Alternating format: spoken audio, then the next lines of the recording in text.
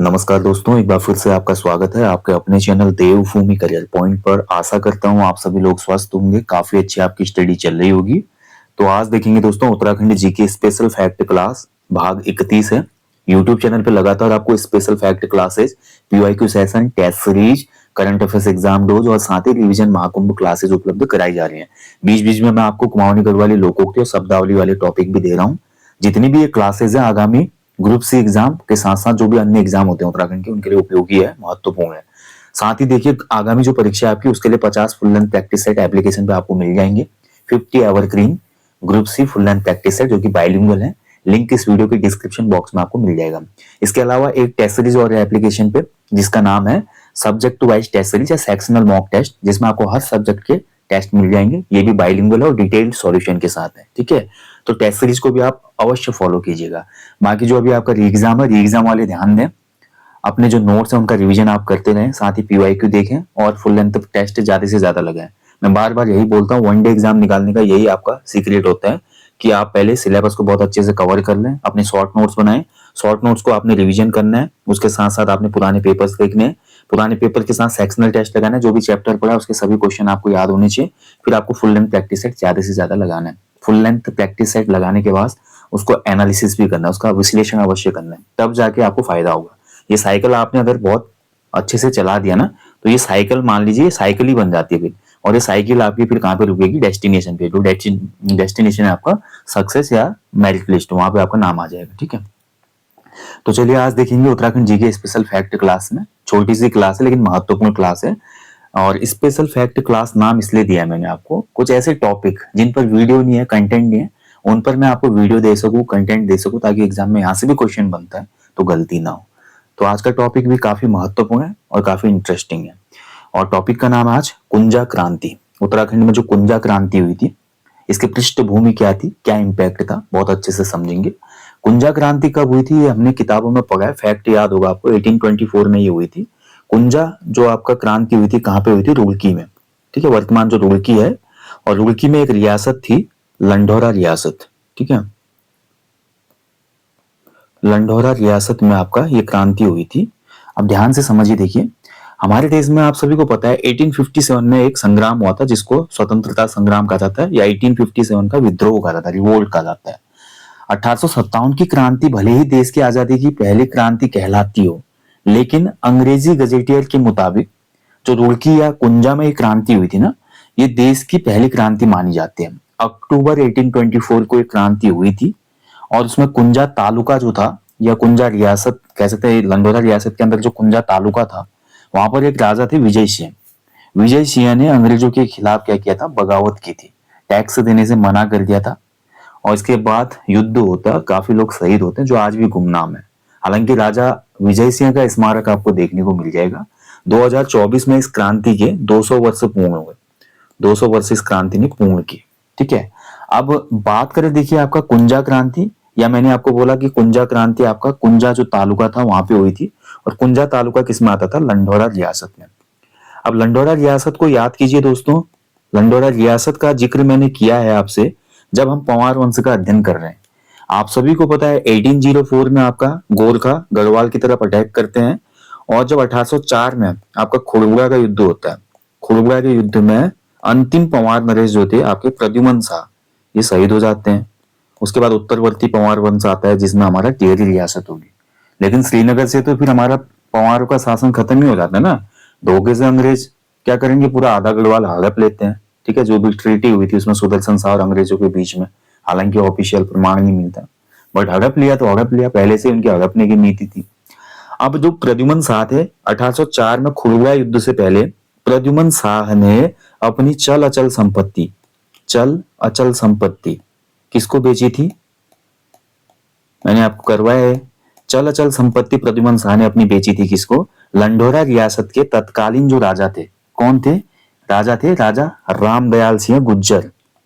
रामदयाल सिंह गुर्जर, ठीक है। तो रामदयाल सिंह गुर्जर को उस समय प्रद्युमन शाह ने, क्योंकि राजकोष खाली हो चुका था, रीजन था भाई 1803 में, अगर आप चाहेंगे एक साल पीछे, 1803 का जो वर्ष है ना, ये गढ़वाल में सबसे काला वर्ष माना जाता है। क्यों माना जाता है? 1803 में एक भीषण भूकंप आया श्रीनगर में, और इस भूकंप में भारी जन धन की क्षति हुई थी। मोलाराम ने भी इस भूकंप का जिक्र किया हुआ है। मोलाराम जी बोलते हैं 50% लोग इसमें खत्म हो गए थे, बड़े बड़ी बिल्डिंगें जमींदोज हो गई थी, राजा का राजकोष बिल्कुल खाली हो गया था। और इधर पूर्व में क्या था, पूर्व में गोरखाओं की शक्ति बढ़ते ही जा रही थी। कुमाऊं पे कैप्चर कर लिया था इन्होंने 1790 में। अब कुमाऊं पे कैप्चर कर लिया तो साम्राज्य विस्तारवाद की नीति हमेशा रही है किसी भी शासक की, किसी भी वंश की। तो गोरखा भी चाहते थे अगर कुमाऊं पे हमने कर लिया कब्जा तो गढ़वाल का राजा भी काफी अमीर है, गढ़वाल में भी काफी टैक्सेस हमको मिल सकते हैं। तो गढ़वाल इन्वेट के लिए ये पहले से ही तत्पर थे। 1792 तक ये पहुंच भी गए थे, लेकिन लंगूर गढ़ की संधि की वजह से इनको वापस हटना पड़ा। लंगूर गढ़ की संधि में पंवार नरेश ने बोला कि मैं इतना टैक्स दूंगा, मुझे परेशान मत करना तुम लोग, ठीक है। लेकिन 1803 में क्या हुआ, जो प्राकृतिक आपदा आई गढ़वाल में, और इससे पूर्व 1795 में जो हमारा जो ग्रेट फेमाइन हुआ था, यानी कि गढ़वाल क्षेत्र में दुर्भिक्ष हुआ था। दुर्भिक्ष का मतलब होता है अकाल। गढ़वाल क्षेत्र में एक भयंकर अकाल पड़ा था जिसको इक्यावनी बावनी अकाल भी कहा जाता है। अब ये इक्यावनी बावनी अकाल से गढ़वाल राज्य उबर ही पाया था। यानी कि ये मान लो कि जैसे हम बोलते हैं ना, सिर मुंडाते ही ओले पड़ना, यानी कि सिर जैसे ही मुंडाया ओले पड़ने शुरू हो गए। यानी कि जैसे ही राज्य संकट से उबरा, 1803 के भूकंप ने फिर सब कुछ खत्म कर दिया। राजा वैसे परेशान थे, अकाल की वजह से काफी लोग पहले मर चुके थे, राजकोष पे बर्डन था। 1803 में जब भूकंप आया तो भूकंप ने और ज्यादा क्या कर दिया, मतलब घाव पे मरहम की जगह घाव पे नमक छिड़क दिया। और यहाँ पर अंग्रेजों को मौका, माफ कीजिए, गोरखाओं को मौका मिल गया। 1803 में जैसे गढ़वाल राज्य कमजोर हुआ तो गोरखाओं ने भैया यहाँ अटैक करने की ठान ली। अब जब प्रद्युमन शाह, देखिए राजकोष तो खाली था, सेना की जरूरत थी, तो उस समय प्रद्युमन शाह ने जो गुर्जर राजा थे लंडोरा रियासत के, रामदयाल सिंह गुर्जर, इनको अपनी चलाचल संपत्ति बेची थी, पैसा भी लिया था, कुछ सेना वगैरह भी ली थी, और चीज भी लिया होगा उसने, ठीक है। तो ये आपको ध्यान रखना है, यहाँ से हमारी लंडोरा रियासत तक उल्लेख रहता है कई बार, ठीक है। उसके बाद लंडोरा रियासत ने सपोर्ट भी किया था प्रद्युमन शाह को, बट फिर भी गोरखा ज्यादा सेना थी उनकी, ज्यादा वो कुशल थे उसमें युद्ध कौशल में, तो उनकी विजय हो जाती है यहाँ पे। राजा वैसे देखिए आप डिमोटिवेट, आप मान के चलिए प्रद्युमन शाह के साथ वैसे बहुत सी चीजें घटित हुई। इससे पूर्व के जो राजा चले थे दरबार में बहुत से षड्यंत्र हो रहे थे, अंदर से ही आपकी जो राजशाही थी या राजतंत्र था वो खोखला हो चुका था, दीमक लग चुका था। तो यार राजा क्या करेगा अकेला, कब तक मोटिवेट रहेगा। और फाइनली जो हमारा 1804 खोड़बुड़ा का युद्ध हुआ, इसमें वीर गति को प्राप्त हो जाता है प्रद्युमन शाह, ठीक है।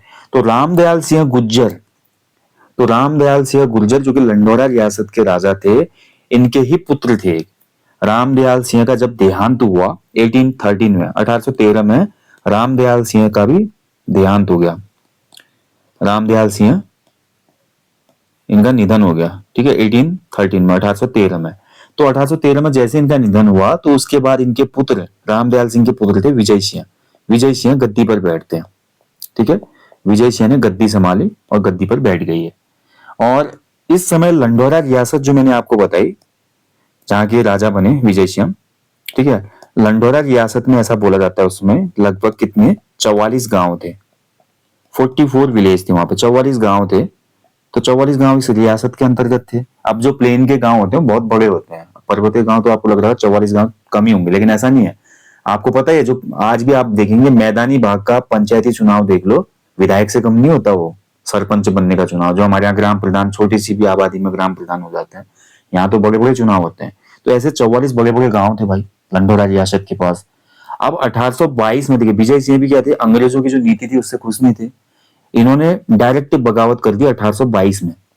1822 में विजय सिंह ने बोला भाई कि हम आपको बिल्कुल मालगुजारी नहीं देंगे। 44 गांवों में ये हुक्म, या बोल सकते हैं कि ये अनाउंसमेंट कर दी गई कि कोई भी टैक्स नहीं देगा, ठीक है। तो 1822 में मालगुजारी न देने के लिए, यहाँ पर मालगुजारी का मतलब हो गया टैक्स है, ठीक है।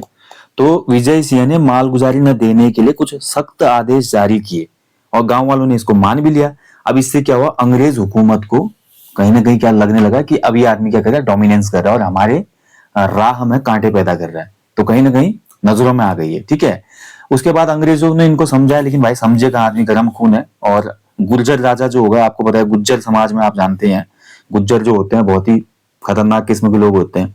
तो गुज्जर आदमी कहाँ समझे भाई, तो गुज्जर आदमी बिल्कुल समझा नहीं। तो यहां पर देखिए उसमें जो सहारनपुर का ज्वाइंट मजिस्ट्रेट था, ठीक है, सहारनपुर का ज्वाइंट मजिस्ट्रेट सहारनपुर, उस वक्त सहारनपुर में आती थी, कमिश्नरी सहारनपुर थी, तो सहारनपुर का ज्वाइंट मजिस्ट्रेट था, नाम था इसका रॉबर्टसन। रॉबर्टसन रॉबर्टसन ने क्या कर दिया, धावा बोल दिया भाई। ठीक है, तो वो डेट जो थी आपका 7 सितंबर 1824। ठीक है, 7 सितंबर 1824 की रात को, ध्यान रखेंगे, सहारनपुर का उसमें जो ज्वाइंट कमिश्नर था, ज्वाइंट कमिश्नर बोल सकते हैं, या उसमें ज्वाइंट मजिस्ट्रेट जो था रॉबर्टसन, ठीक है, इसने रामपुर, कुंजा और मतलबपुर, यहाँ पर 3 गांव थे। ठीक है, तो 3 गांवों के ग्रामीणों को पकड़ा, और गांव में एक पेड़ था। ठीक है, गांव में एक पेड़ था जिसको सुनहरा केवट वृक्ष भी कहा जाता है। सुनहरा केवट वृक्ष, या बरगद का पेड़ था ये, ध्यान रखेंगे। गांव के बीच में एक सुनहरा केवट वृक्ष था, तो इस सुनहरा केवट वृक्ष पर इसने क्या किया, कई लोगों को फांसी दे दी। ऐसा बोला जाता है कि उसमें इस केवट वृक्ष पर लगभग 152 लोगों को फांसी दे दी गई थी, जिन्होंने क्या किया था, टैक्स नहीं दिया था, और जो लोग सपोर्ट कर रहे थे किसको, आपका राजा विजय सिंह गुर्जर को। ठीक है, विजय सिंह गुर्जर को सपोर्ट करते, इन लोगों को फांसी पर लटका दिया गया। अब देखिए, विजय सिंह का जो उपनाम था बीना, राजा बीना भी कहा जाता था, विजय सिंह को बीना कहा जाता था। और विजय सिंह के ही एक हमारे सेनापति थे जिनका नाम था कल्याण सिंह। विजय सिंह के सेनापति कौन थे, कल्याण सिंह। ठीक है, तो कल्याण सिंह को कहा जाता था आपका कलवा। ठीक है, कलवा ज्यादा नाम आपको सुनने को मिलेगा, जब भी कुंजा क्रांति का नाम आएगा तो कलवा, कलवा का नाम ज्यादा देखने को मिलेगा। कलवा कल्याण सिंह जी थे सेनापति। आप देखिए, जो मैंने 7 सितंबर 1824 की आपको डेट बताई, कुछ गांवों में तो रॉबर्टसन गया, रॉबर्टसन ने लोगों को पकड़कर फांसी दी थी, और विजय सिंह और कल्याण सिंह को पकड़ने के लिए 7 सितंबर 1824 को अंग्रेजों ने, यहाँ पर एक कैप्टन था, कैप्टन यंग के नेतृत्व में, कैप्टन यंग था, इसके नेतृत्व में हमला बोल दिया, धावा बोल दिया। ठीक है, कैप्टन यंग के नेतृत्व में धावा बोल दिया। और यहाँ पर क्या हुआ दोस्तों, आपका 3 अक्टूबर, 7 सितंबर को धावा बोला, और 3 अक्टूबर 1824, ठीक है, यानी कि लगभग आप देख रहे हैं 7 सितंबर को अटैक हो रहा है, उसके बाद 3 अक्टूबर 1824 तक आमने सामने हो रहे हैं अंग्रेज और राजा, और यहाँ पर विजय सिंह वीरगति को प्राप्त हो जाते हैं, विजय सिंह वीरगति को प्राप्त। ठीक है, अब जैसे विजय सिंह वीरगति को प्राप्त हुए तो राजा मर गए। राजा के बाद देखिए जो लोगों को, क्योंकि मैंने आपको बताया ज्वाइंट जो हमारा मजिस्ट्रेट था रॉबर्टसन, उसने रामपुर, कुंजा, इसी समय पे जब ये शहीद हुए तो इसी समय पे ज्वाइंट मजिस्ट्रेट रॉबर्टसन ने रामपुर, कुंजा, मतलबपुर आदि के ग्रामीणों को पकड़कर, लगभग 152 लोग हो रहे थे, उनको आपका एक बरगद के पेड़ पर फांसी दे दी थी। बाकी विजय सिंह आपका वीरगति को प्राप्त हो गए। पकड़ा कौन गया, पकड़ा गया कलवा। ठीक है, कलवा यानी कि कल्याण सिंह जी पकड़े गए। अब जब इतना खतरनाक आदमी पकड़ा जाए तो एक नजीर भी साबित करनी होती है। कल्याण सिंह जी का जो सिर था, उस सिर को अलग कर दिया गया धड़े से, और उस पर केमिकल लगा के, कल्याण सिंह जी के सिर पे केमिकल लगाकर उसको देहरादून की जेल के बाहर लटका दिया गया। देहरादून मुख्य जेल जो उसमें थी, उसके बाहर इसको लगा दिया गया। देखिए कितना खतरनाक सीन किया यहाँ पे अंग्रेजों ने कल्याण सिंह कलवा का कटा हुआ सिर केमिकल लगाकर देहरादून मुख्य जेल के गेट पर लटका दिया, ताकि कोई भी लोकल इंसान विद्रोह करने से पूर्व सोचे जरूर, यानी कि अपने अंदर, मतलब लोकल लोगों के अंदर अंग्रेजों का खौफ पैदा करने के लिए। ठीक है, तो ये पूरी घटना है दोस्तों, जिसको हम कुंजा क्रांति के नाम से जानते हैं। ठीक है, तो कुंजा क्रांति आपका ध्यान रखेंगे 1824 में घटित हुई थी, और 1822 में विजय सिंह जी ने टैक्स या मालगुजारी देने से जब मना किया तो इसके फलस्वरूप ये क्रांति हुई थी। हम भारतीय इतिहास में भले 1857 की क्रांति बोलते हैं, लेकिन इस क्रांति ने कहीं ना कहीं अंग्रेजों को यहाँ पर हिला दिया था, है ना।